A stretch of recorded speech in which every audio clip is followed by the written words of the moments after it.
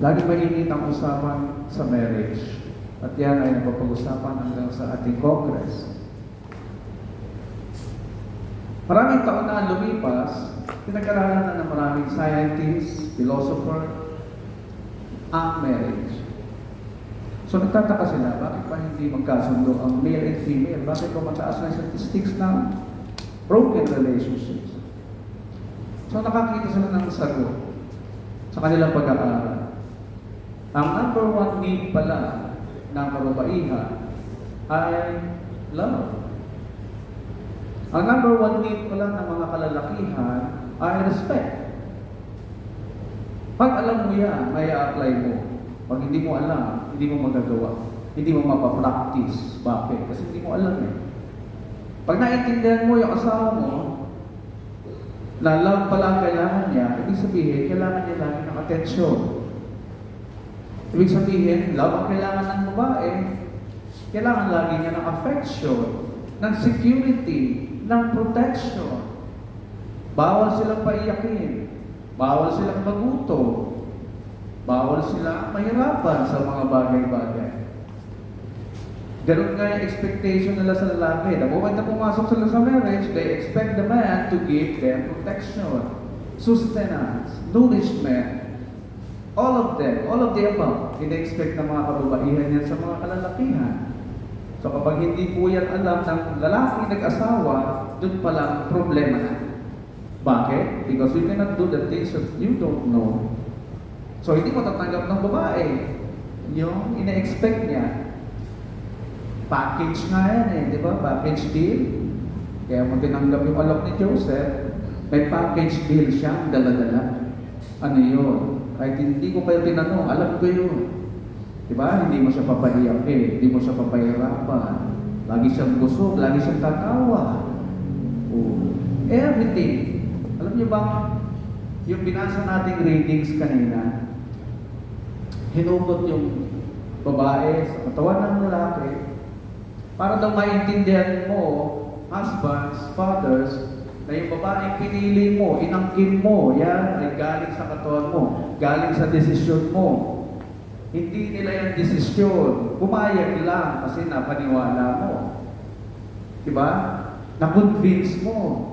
Sa ibang salita, nabola mo. Tinanggap. Diba? So, dahil ikaw ang nagdesisyon niya, lahat ng kailangan niya, pananagutan mo. Huwag muna natin pag-usapan ng equality, mamaya na. Because we are referring to the design of marriage. Kasi pag pinasok niya equality, talagang maguguluhan kayo. Mamaya sasabihin ko yung equality na yan. So, nararamdaman ng babae yun. Pumayag siya sa'yo, because pinurso mo, dahil hindi naman sila nagpupurso ng lalaki. Hindi yung nature ng babae na maghabol ng lalaki.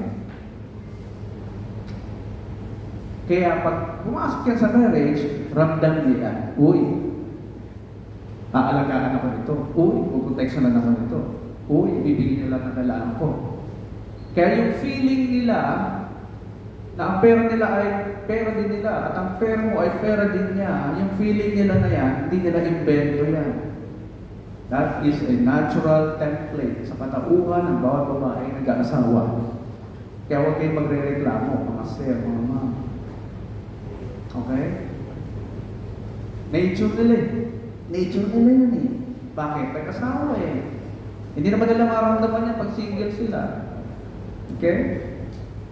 So yun ang isang kailangan maintindihan ng bawat lalaki. Dahil ikaw yung nagsimula ng marriage, sa'yo nagsimula, nag-umpisa, ikaw po, husband, father, yung manager ng institusyon. Sa'yo pinagkatiwala ng Diyos yan. Dahil nung nilagay ng Diyos yung lalaki sa garden, sabi niya, work and take care of it. Genesis 2:15.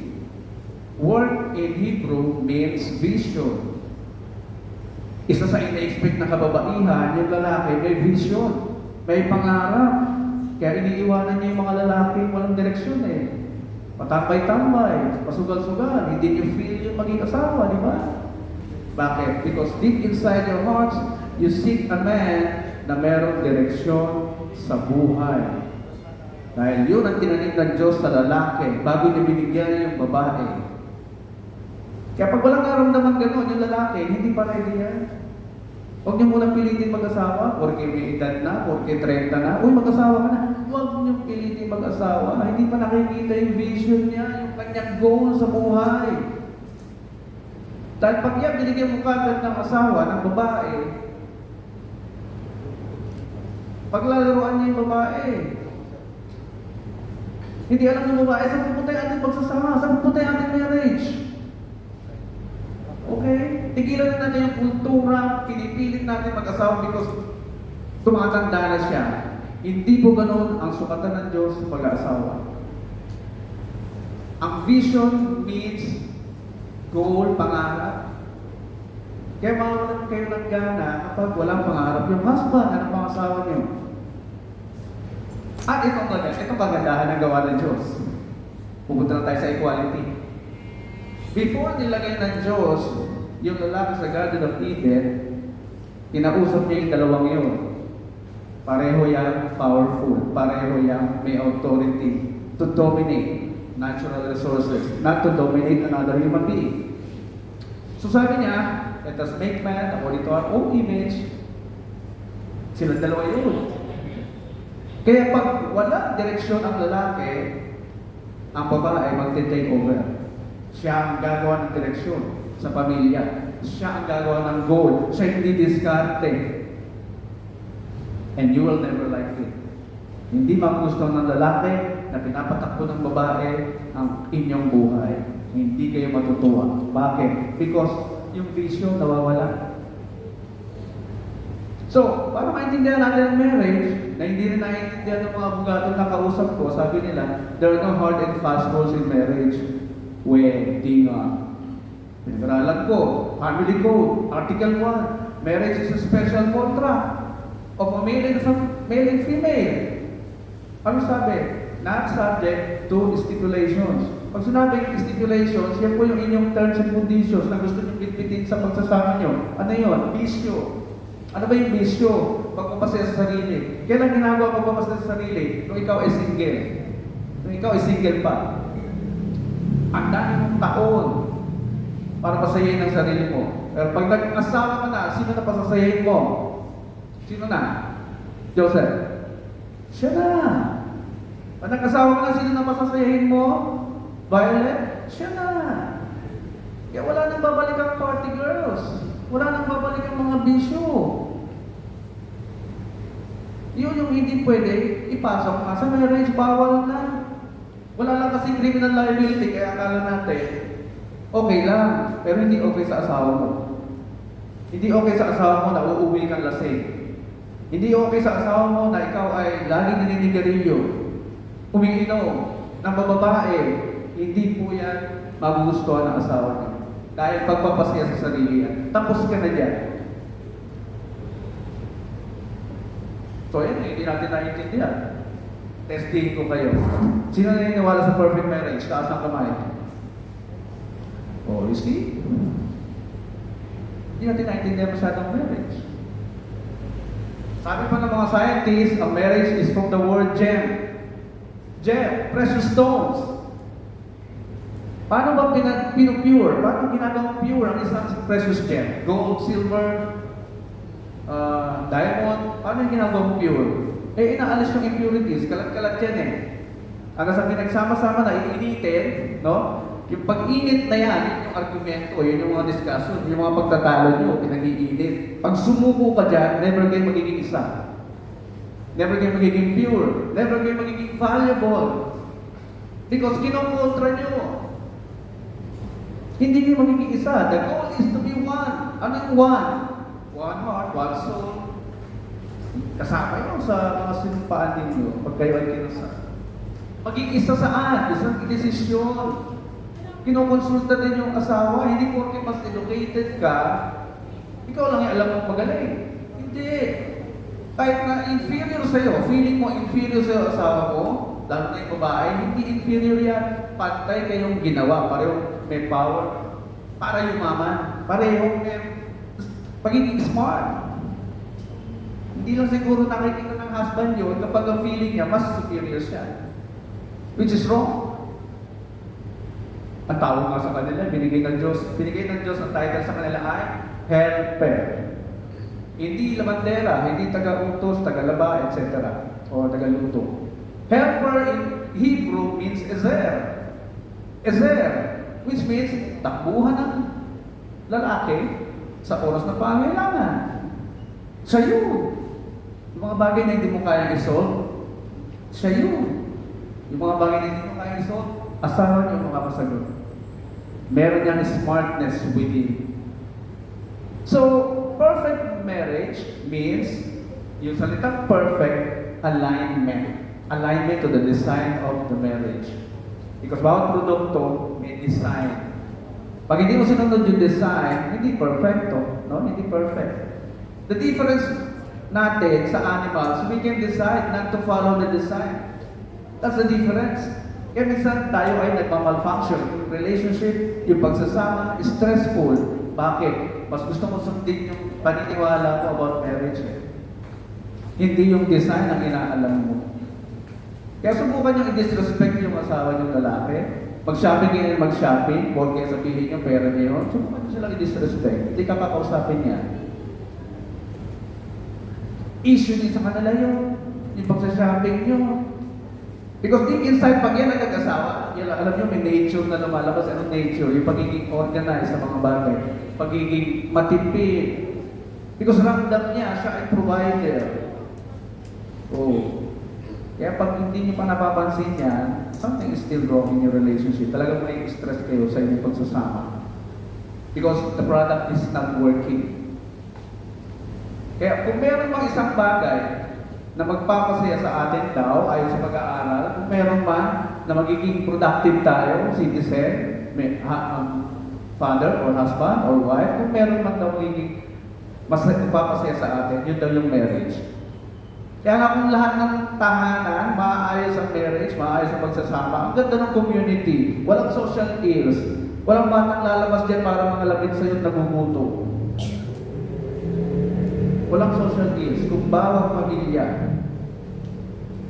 ay nagagamit ng tama yung design ng marriage, ina-apply. So dahil affection, love yung kailangan nila, ano kailangan gawin, sir? Maging malambing. Ang dami kong husband nakausap sa counseling, sir, hindi ako malambing eh. Hindi mag-a-adjust ang marriage sa'yo. Ikaw ang mag-a-adjust. Kailangan mo maging malambing sa asawa mo. Bawal din sa kanila maging harsh. Sabi niya po sa Pablo, husbands, love your wives and do not be harsh to them. Because, sabi ng science, they are emotionally created. Sabi din ng science, respect and submit to your husband. Bakit? Kasi they are created to be logical. Magagalit talaga yan pag ininsulto mo. Pag sinabihan mo, tamad-tamad ka naman, or mas malaki pa ang kita mo sa'yo, subukan yung ganun din ng asawa mo. Tinan mo kung matuwa sa yan, hindi ka kakausapin niya. Hanggang isang araw, nasa CR, maririnig mo na lang yan kumakanta. Bakit gayon ka na? O, pag narinig mo na kumakanta yung husband mo ng ganun, mabahala ka na. Okay? Katukin mo na yung pintuan. So the goal is to be one. Maging perfect stone. Maging pure. Because pag naging pure na kayo, you become valuable. A valuable human beings. Na hindi kaya itumba ng kahit sino. Hindi kaya tuksuhin. Hindi kaya pulahin ni naman. Hindi ka gawin ng asawa ko yan. Dapat dumating kayo sa point na gano'n. Dapat maging isa. And finally, sabi ni Einstein, marriage is a race. Sabi niya, marriage is a race, but it will be an enjoyable journey. May requirements ang binigay if you have one spirit. Because ang isang katawan ay nangangailangan lamang ng isang espiritu. Ang isang katawan ay nangangailangan lamang ng isang ulo, which is you, the husband. Pag hindi ka nag-take the lead as the leader in the home, she will take over because she also has leadership ability.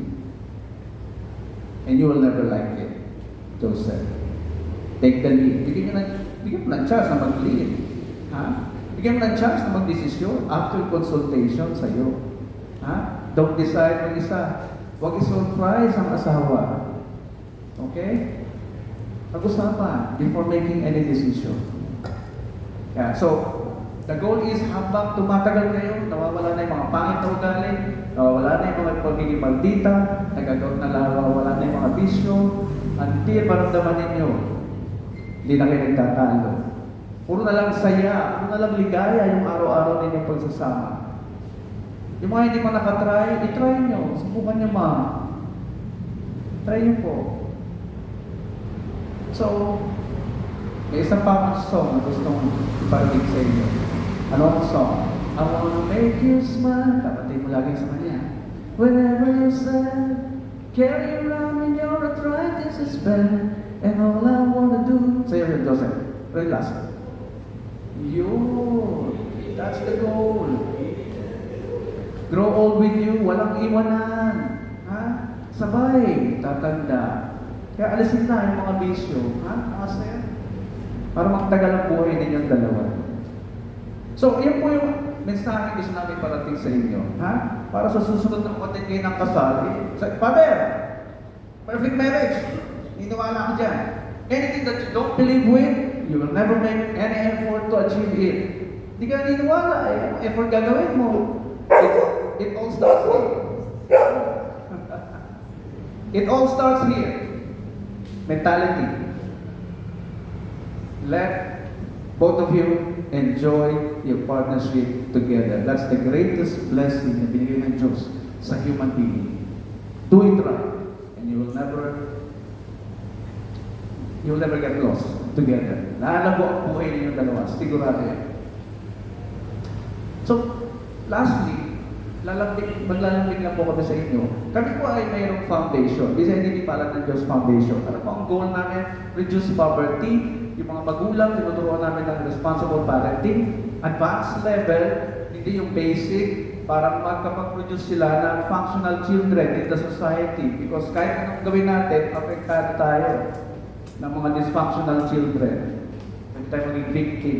So, to help the government reduce that, yan po ang aming ginagawa. Siyempre, kailangan namin ng pondo, ng funding, para mapagpatuloy po yan. Iikot mo yung basket sa inyong maya-maya, kahit magkano po ayaw sa inyong puso, ayaw sa inyong kakayahan, para lang po meron kaming budget to continue that advocacy. Maraming po salamat muli sa inyong pakikinig, and congratulations again to Joseph and Biden. We will now proceed to the marriage rites. Bride and groom, please stand.